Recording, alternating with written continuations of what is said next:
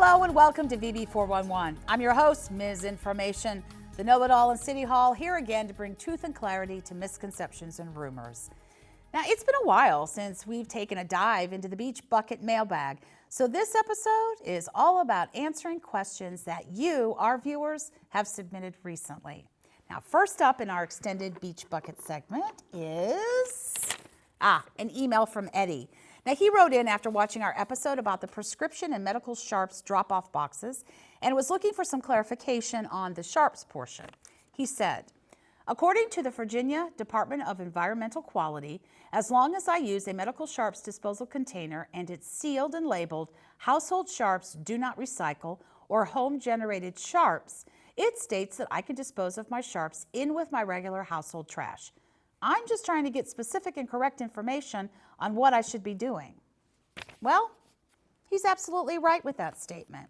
The DEQ guidelines allow residents to dispose of insulin needles, catheters, and other medical sharps in their regular trash, as long as it's in a rigid container, such as an old laundry detergent bottle, and is sealed up. There's no legal requirement anywhere that says medical sharps can only be disposed of at the collection boxes at the police precincts. Rather, they're there as an alternative disposal method should anyone need to use them. It's an unfortunate fact that would-be trash snoopers will go through garbage bags and find needles to use for illicit habits, especially if they know there's an easy source. As far as the household trash method goes, any refuse collected by the city is taken to a waste-to-energy facility and incinerated, which is the preferred way to dispose of medical waste anyway. Recyclables aren't incinerated, so please don't put your sharps in the blue bins. Now, for our next question. John emailed us asking about button cell batteries. He said, I use a good amount of zinc air hearing aid batteries. Should these be recycled versus thrown away? Well, the short answer, don't put them in your household trash or recycling containers. According to the Environmental Protection Agency, many button cell batteries contain mercury or lithium. Now, mercury isn't good for the environment or people for that matter. And lithium batteries, on the other hand, will catch fire if punctured, which tends to happen when trash or recyclables are compacted on the truck after being collected. So when in doubt, take your batteries to a collection center. The city's Landfill and Resource Recovery Center at 1989 Jake Sears Road will happily take them off your hands during regular business hours, Tuesday through Saturday, 7 a.m. to 4:30 p.m. Now, if that's not a good time or location for you, there's a way to find a third party that will accept them. Head over to calltorecycle.org, enter your location, and it'll provide you with a list of locations where you can dispose of your batteries in a safe and environmentally conscious manner. Okay, now on to our last piece of mail for this episode. Cheryl sent us a message on Facebook inquiring about hotel prices for next year's Something in the Water Festival.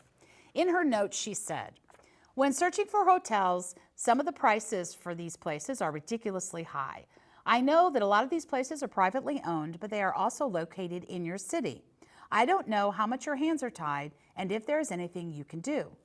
Well, last year's Something in the Water Festival was a resounding success, with 35,000 tickets sold and an estimated economic impact of $21.7 million. And the 2020 festival promises to be an even bigger event.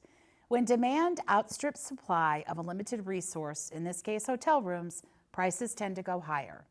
Now that said, there's no law that gives us control over what a hotel can charge for a room, only that they clearly communicate the cost to customers.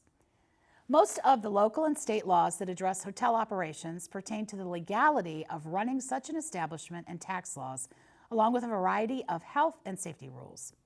Regarding price, there are two laws that are related to price.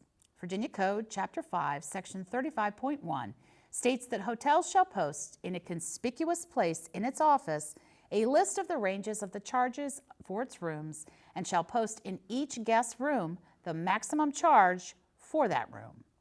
There's also the Virginia Post-Disaster Anti-Price Gouging Act.